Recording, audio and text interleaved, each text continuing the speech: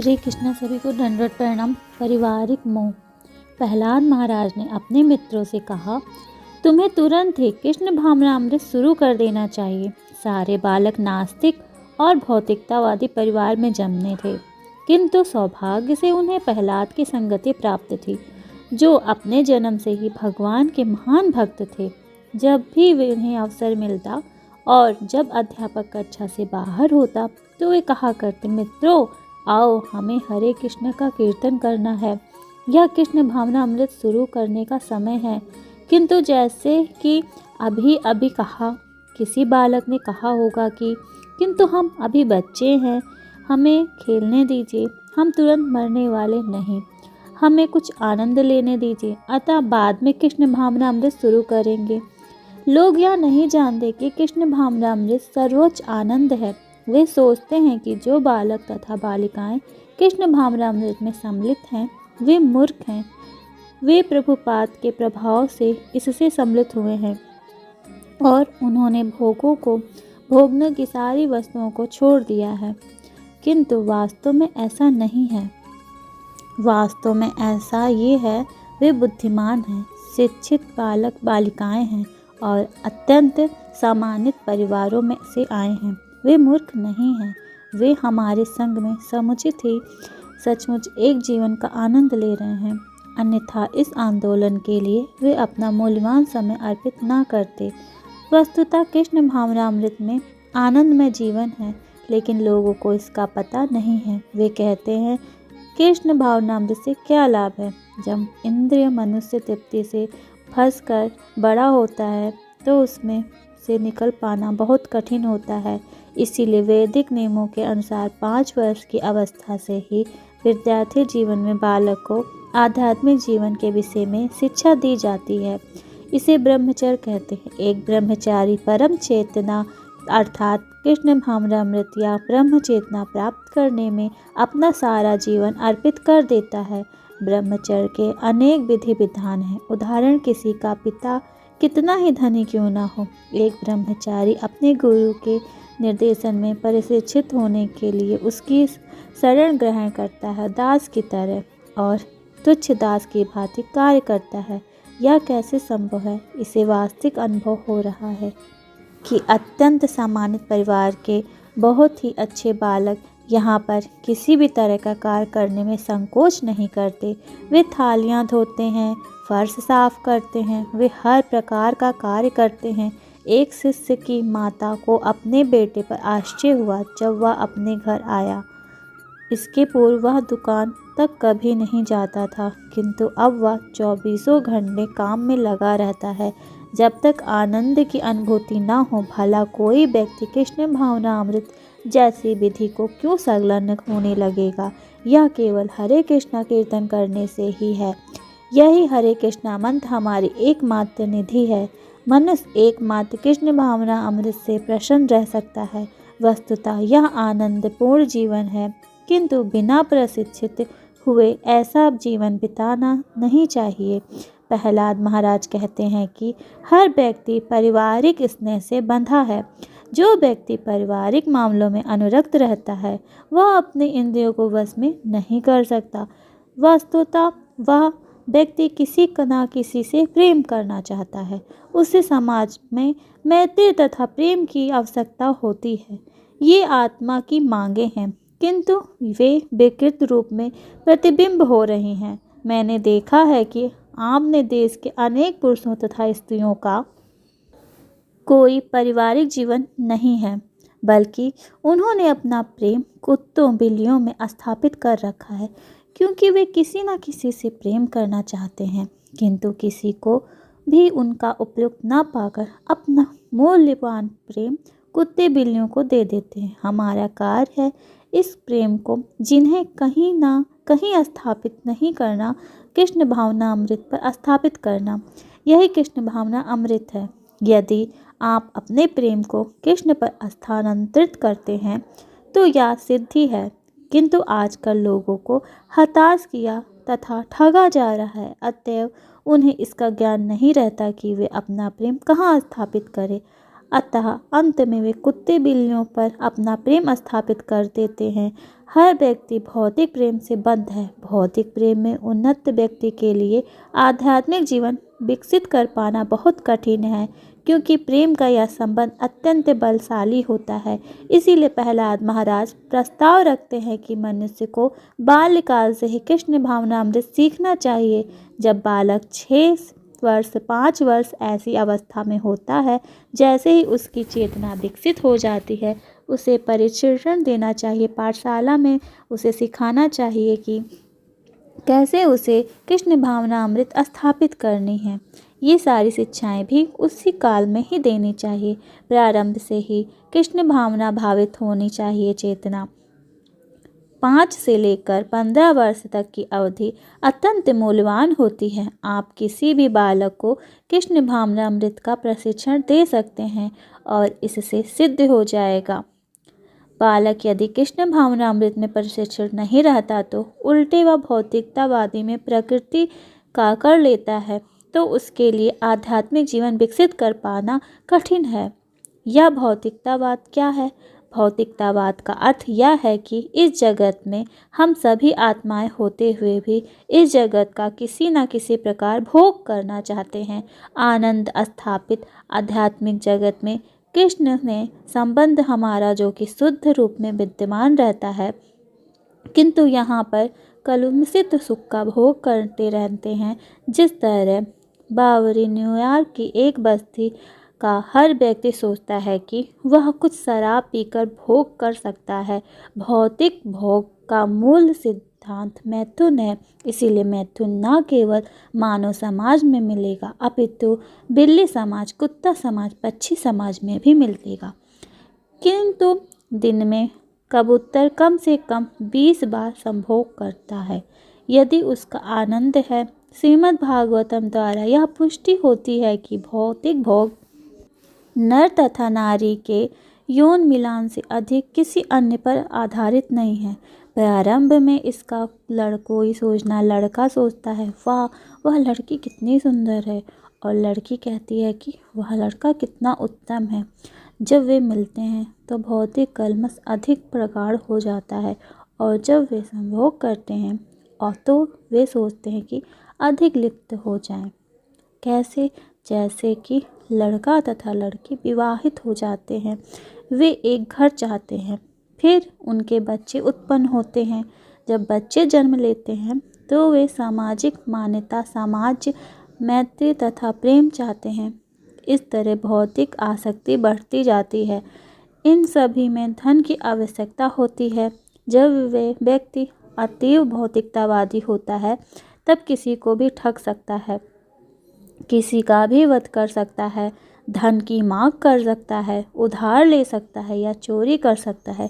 कोई भी कार्य जिससे धन प्राप्त हो सकता है वह कार्य कर सकता है। वह जानता है कि उसका घर, उसका परिवार, उसकी पत्नी और उसके बच्चे सर्वदा विद्यमान नहीं रहेंगे। वे समुद्र के बुलबुले के समान जो उत्पन्न होते हैं, थोड़ी देर में चले जाते हैं, किंतु वह अत्यधिक आसक्त रहता है। उसके परिपालन के लिए आवश्यक धन प्राप्त करने के लिए वह अपने आध्यात्मिक विकास की बलि दे देता है। मैं यह शरीर हूँ, मैं इस भौतिक जगत का हूँ, मैं इस देश का हूँ, मैं इस जाति का हूँ, मैं इस धर्म का हूँ और मैं इस परिवार से संबंधित हूँ। यह विकृति चेतना उसकी बढ़ती जाती है। उसका कृष्ण भावनामृत कहाँ है? वह इतनी गहराई तक फंस जाता है कि उसके लिए धन अपने जीवन से भी अधिक मूल्यवान बन जाता है। दूसरे शब्दों में वह धन के लिए अपने जीवन को खतरे में डाल सकता है। चाहे कोई गृहस्थ हो या श्रमिक, व्यापारी हो या चोर डकैत या दूत, हर व्यक्ति धन के पीछे लगा हुआ है। यही मोह है। इस बंधन में वह अपने को विनष्ट कर देता है। प्रहलाद महाराज कहते हैं कि इस अवस्था में जब आप भौतिकतावाद में अत्यधिक लीन हो जाते हैं तो आप कृष्ण भावनामृत का अनुशीलन नहीं कर सकते। इसीलिए मनुष्य को बालकाल से कृष्ण भावनामृत का अभ्यास करना चाहिए। निस्संदेह चैतन्य महाप्रभु इतने दयालु हैं कि वे कहते हैं कभी ना करने की अपेक्षा विलंब से करना श्रेष्ठ है। जब यद्यपि तुम अपने बालपन से ही कृष्ण भावनामृत को प्रारंभ करने का अवसर गवा दिया हो, किंतु तुम जैसे भी स्थिति में हो वहीं से आरंभ करो। यही चैतन्य महाप्रभु की शिक्षा है। उन्होंने यह कभी नहीं कहा कि चूंकि तुमने अपने बचपन में कृष्ण भावनामृत शुरू नहीं की इसीलिए तुम उन्नति नहीं कर सकते। वे अत्यंत कृपालु हैं। उन्होंने हमें यह उत्तम हरे कृष्ण कीर्तन की प्रदान विधि हमें दी है। हरे कृष्ण कृष्ण कृष्ण हरे हरे, हरे राम राम राम हरे हरे। आप चाहे जवान हो या बूढ़े, चाहे आप जो भी हों, बस इसे शुरू कर दें। आप यह नहीं जानते कि आपका जीवन कब समाप्त हो जाएगा। यदि आप निष्ठापूर्वक क्षण भर के लिए भी कीर्तन करते हैं तो इसका बहुत प्रभाव पड़ेगा। यह आपको महान से महान संकट से अगले जीवन में पशु बनने से बचा लेगा।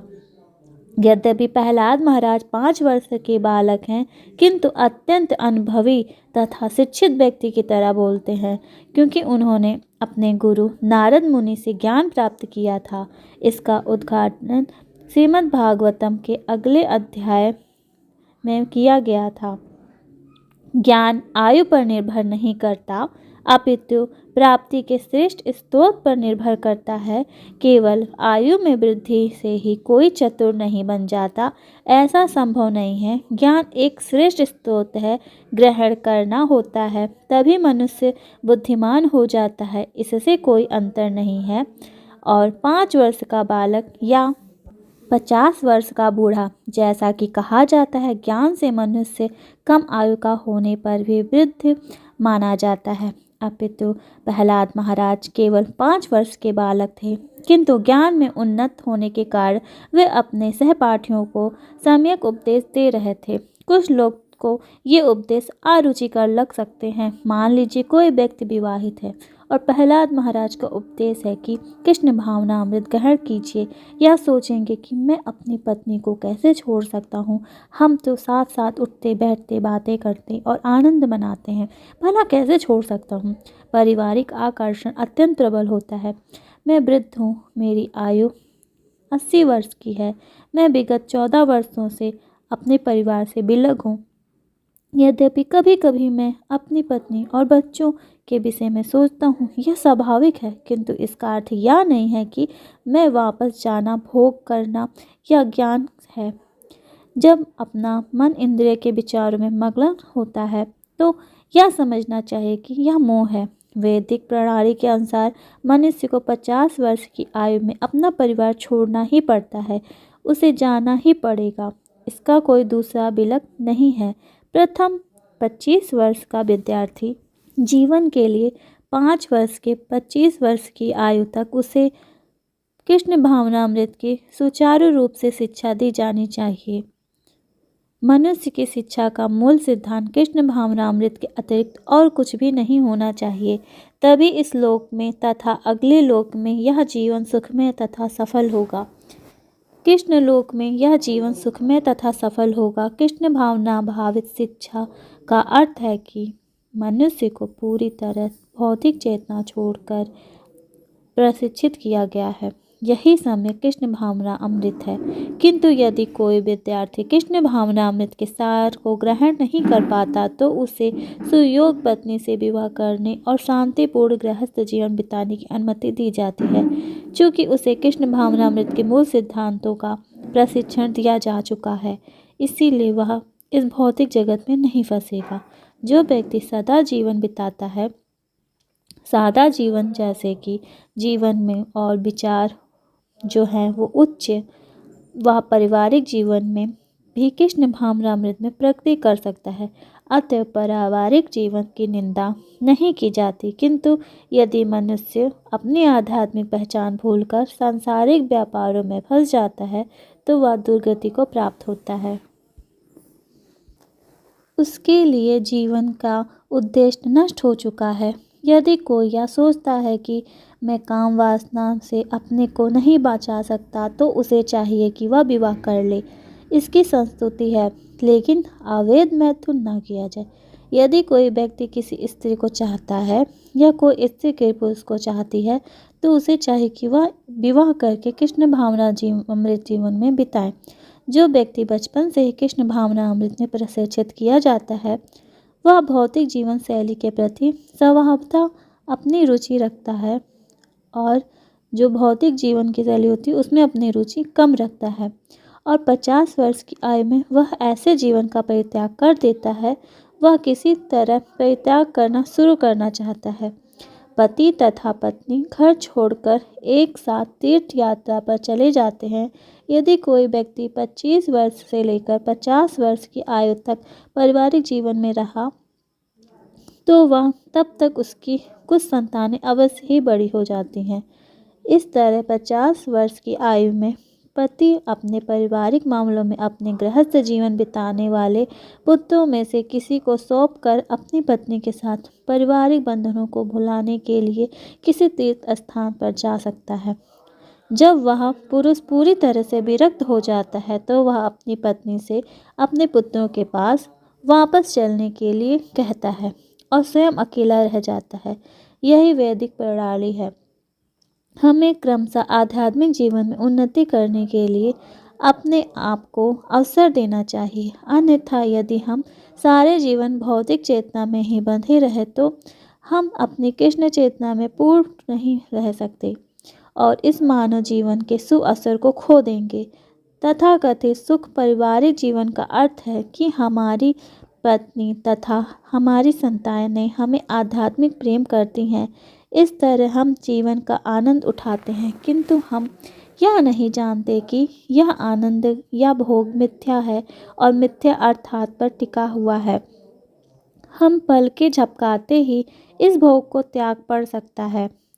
मृत्यु हमारे वश में नहीं है। भगवत गीता में यह सीखते हैं कि जो व्यक्ति अपनी पत्नी पर अधिक आसक्त रहता है तो मरने पर अगले जन्म में उसे स्त्री का शरीर प्राप्त होता है। यदि पत्नी अपने पति पर अत्यधिक अनुरक्त रहती है तो उसे अगले जन्म में पुरुष का शरीर प्राप्त होगा। इसी प्रकार यदि आप पारिवारिक व्यक्ति नहीं हैं बल्कि कुत्ते बिल्लियों से अधिक लगाव रखते हैं तो अगले जीवन में आप कुत्ता या बिल्ली होंगे। ये कर्म अर्थात भौतिक प्राकृतिक के नियम हैं। कहने का तात्पर्य यह है कि मनुष्य को तुरंत ही कृष्ण भावना अमृत प्रारंभ कर देना चाहिए। मान लीजिए कि कोई यहाँ सोचता है कि मैं अपना यह खेल कूद का जीवन बिताने के बाद जब बूढ़ा हो जाऊंगा और मेरे पास करने के लिए कुछ नहीं होगा तो मैं कृष्ण भावनामृत संग में जाकर कुछ सुनूंगा। निश्चित ही यह आध्यात्मिक जीवन बिताया जा सकता है, किंतु इसकी प्रतिभूति कहाँ है कि कोई व्यक्ति वृद्धावस्था तक जीवित रहेगा? इसकी कहाँ तक की संभावना है? मृत्यु किसी भी अवसर पे आ सकती है। इसीलिए आध्यात्मिक जीवन को टालना अत्यंत खतरनाक है। इसीलिए मनुष्य को चाहिए कि तत्क्षण कृष्ण भावनामृत के सुअवसर का लाभ उठाए। यही इस संघ का प्रयोजन है कि प्रत्येक व्यक्ति को जीवन की किसी भी अवस्था में कृष्ण भावनामृत प्रारंभ करने का अवसर प्रदान किया जाए। हरे कृष्ण कृष्ण कृष्ण हरे हरे, हरे राम राम राम हरे हरे के कीर्तन की विधि के से प्रगति दुर्गति से होती है तथा फल की प्राप्ति तत्काल होती है। हम उन समस्त देशवासियों, देवी एवं सज्जनों से जो कि हमारा व्याख्यान सुनते हैं या हमारा साहित्य पढ़ते हैं अनुरोध करेंगे कि घर पर खाली समय में हरे कृष्णा कीर्तन करें और हमारी पुस्तकें पढ़ें। यही हमारा अनुरोध है। हमें विश्वास है कि आपको यह विधि अत्यंत सुखकर तथा प्रभावशाली लगेगी। हरे कृष्णा। सभी को दंडवत प्रणाम।